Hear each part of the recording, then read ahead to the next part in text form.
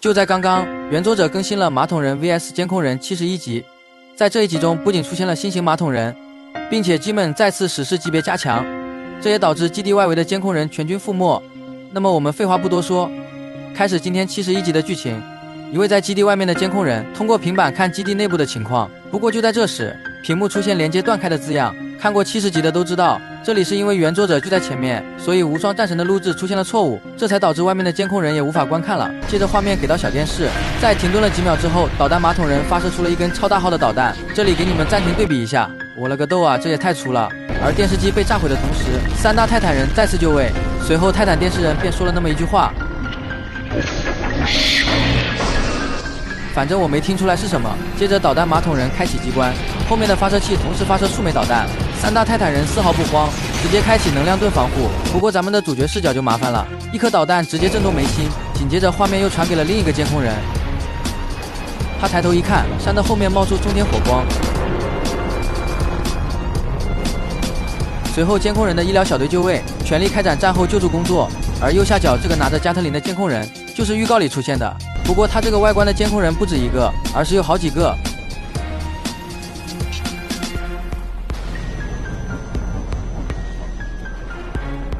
就这几秒钟已经出现了3位，随后主角发现那有个秘密锁，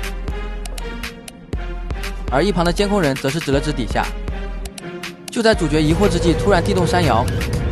吓得他赶紧飞了上来，并且连续后退好几步。而第一个出现的马桶人，德色加强版的飞行马桶人，由2个马桶组合而成，下面则是一个巨大的货箱，并且这个货箱还是改造过的，连激光打上去它都毫无痕迹。就在监控飞船舰队愣神之际，又一个巨大动静从地下传来。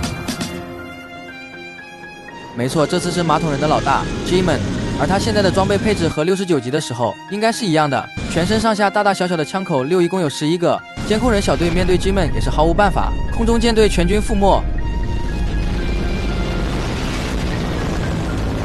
随后人形马桶人再次出现，并且他的装备也进行了全面加强，不仅用上了监控人同款喷气背包，还有一把武器在身后。最后G-Man一个激光结束战斗，随后便离开了此地。不过就在刚刚的画面中，还有非常多的细节。首先是这个 DJ 马桶人，在70集第一部分中，他的出场方式非常夸张，并且表情也很嚣张。不过在被磁悬浮马桶人教训了一顿之后，这次出场就唯唯诺诺了。接着我们再看空中的这2个，他的武器和磁悬浮马桶人非常像，想必也有类似的效果。然后是这个，他更像是一个搬运工。最后就是 G-Man 的表情意味深长，在人形马桶人输出的时候 ，G-Man 一直盯着他，庞佛在说：“赶紧给我滚蛋，这是我装备的机会。”在 G-Man 离开之后，一位不速之客出现，没错，正是上一集出现的磁悬浮马桶人。这也就意味着磁悬浮家族正默默地观察着一切，伴随着他的离开。71集结束，大概总结一下，如果从大的方面看，这几集监控人阵营全胜，但是也可以说是惨胜，毕竟失去了那么多主心骨，而马桶人这边只有博士一人狗带，其他的并没有什么，而且重要文件什么的极有可能在这个集装箱里面，后续的剧情中也很有可能会再次崛起。那么小伙伴们，你们说这个时候的 G-Man 能和泰坦电视人5-5开吗？